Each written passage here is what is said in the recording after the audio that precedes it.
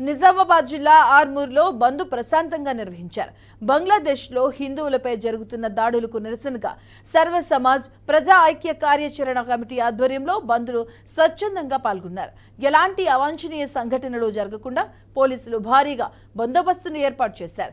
అంబేద్కర్ చౌరస్తాలో బీజేపీ నాయకులు నినాదాలు చేశారు.